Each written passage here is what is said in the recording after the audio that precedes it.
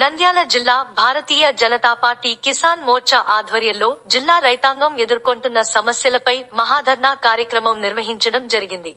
ఈ ధర్నా కార్యక్రమంలో ముఖ్య అతిథులుగా కిసాన్ మోర్చా రాష్ట్ర రథసారథి Chigurupati Kumaraswamy, Nandyal BJP assembly incharge Abhiruchi Madhu, Nandyal జిల్లా కిసాన్ మోర్చా అధ్యక్షులు తాడి రామకృష్ణారెడ్డి అధ్యక్షతన జరిగింది.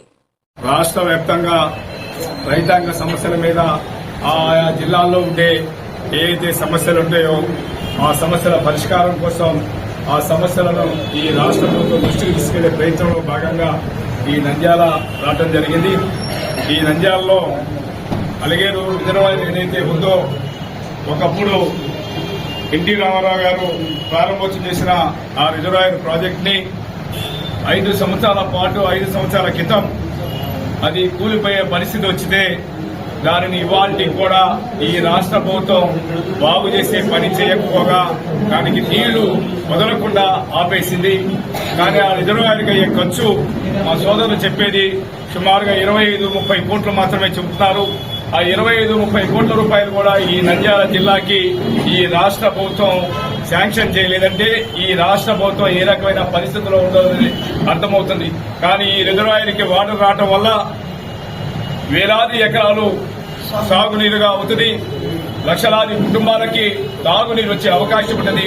అయినప్పటికీ కూడా చాలా తక్కువ బడ్జెట్ అయినప్పటికీ కూడా ఇది రైతు వ్యతిరేక ప్రభుత్వం కాబట్టి, రైతులకు సంబంధించిన ప్రాజెక్టు కాబట్టి నిమ్మకు నీరెత్తినట్టుగా 5 సంవత్సరాల్లో ఈ ప్రాజెక్టుకు 5 పైసలు శాంక్షన్ చేయలేదు. ఇవాళ ఈ ప్రభుత్వం ప్రజలకు వ్యతిరేకంగా ప్రవర్తిస్తుంది. ఇది రైతాంగం ఒక ఈ రాష్ట్రంలో ఏ ఒక్కరికి కూడా అనుకూలంగా ఈ ప్రభుత్వం లేదన్న విషయం వాస్తవం అంటానేది. ఇవాళ విద్యార్థులకు కానీ, రైతులకు కానీ, రైతు కూలీలకు కానీ, పారిశ్రామికవేత్తలకు కానీ ఎవరికి కూడా ఈ రాష్ట్రంలో ఒక్కరికి కూడా అనుకూలంగా లేదు.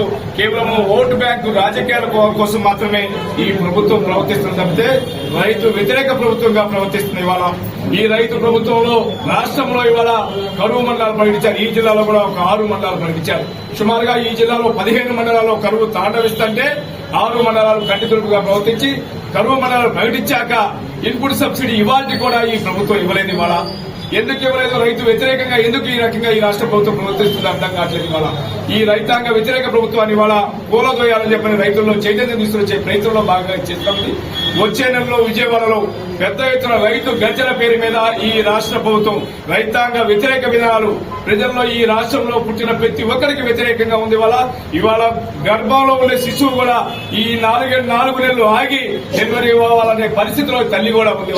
దానికి కారణము బయటకు వస్తే అప్పులతో ఈ రాష్ట్ర ప్రభుత్వం ప్రతి బిడ్డ మీద లక్షల రూపాయలు అప్పులు ప్రకటిస్తుంది. ఇవాళ ఈ అప్పులతో తల్లి కూడా ఏమంటుంది, 4 నెలల తర్వాతనే నేను డెలివరీ అయితే బాగుంటుందనే పరిస్థితుల్లో ఈ రాష్ట్ర ప్రభుత్వం కల్పించింది. వాళ్ళంతా గర్భంలో ఉండే బిడ్డలను కూడా ఆ రకమైన ప్రభుత్వం ఇవాళ స్వతంత్ర చరిత్రలో ఈ రాష్ట్రంలో ఈ రకమైన ప్రభుత్వం ఇప్పటి వరకు రాలేదు. నంద్యాల ఆధారంగా ఇవాళ విత్తనం, నకిలీ విత్తనాలు రాష్ట్రం మొత్తం, దేశం మొత్తం పంపిస్తున్నారు. దీని వెనకమాల ఈ ప్రాసెసింగ్ యూనిట్లు వైసీపీ నాయకులు నడుపుతున్నారు. ఇవాళ మనిషికి జబ్బు చేస్తే చనిపోవడానికి చాలా సమయం పడుతుంది. ఇవాళ వీడిచ్చే కల్తీ మందు తాగితే 1-2 సంవత్సరాలు పడుతుంది చనిపోవడానికి. కానీ కల్తీ విత్తనం వల్ల ఇవాళ మొలక రాకపోవడం వల్ల 4 రోజులు, 3 రోజులు, 5 రోజులు, 7 రోజులు రావాల్సిన మొలక రాకపోతే రైతు దాన్ని చూసి కల్తీ పురుగు మందు, మురుగు మందు కూడా కాదు, కల్తీ పురుగు మందు ఈ రాష్ట్ర ప్రభుత్వం తయారు చేసే కల్తీ పురుగు మందు అయి ఆత్మహత్య చేసుకునే పరిస్థితి ఈ రాష్ట్ర ప్రభుత్వం కల్పిస్తుంది. ఈ రకమైన నకిలీ విత్తనాలు ఈ జిల్లాలో దేశవ్యాప్తంగా దీని వెనక మన వైసీపీ నాయకులు ఉన్నారన్న విషయం వాస్తవం. ఇది కాదంటే మాకేం లేదు, మేము క్రాసింగ్ చేస్తామని చెప్పని చెబుతాం ఇందాక మన వాళ్ళు. కానీ ఇది కాదు, ఇది బ్యానర్ మార్చి, కవర్ మార్చి ఈ రాష్ట్రంలో, దేశంలో పడుతుంది. ఈ కల్తీ విత్తనాల వల్ల రైతు ఎంత నష్టపోతున్నాడో ఈ రాష్ట్రంలో రైతాంగానికి తెలుసంట. రైతుల్ని కాపాడాల్సిన ప్రభుత్వం వల్ల రైతులను దోస్తుంది, రైతుల్ని కేవలము ఓటు బ్యాంక్ గా మాత్రమే మలుస్తుంది. ఇటువంటి ప్రభుత్వాన్ని రాబో రోజుల్లో నేను రైతులకి, రాయలసీమ రైతులకి అందరికీ విజ్ఞప్తి చేస్తాను. నేను ఈ రాయలసీమని రత్నాల సీమగా అనుకునే వాళ్ళం మేము.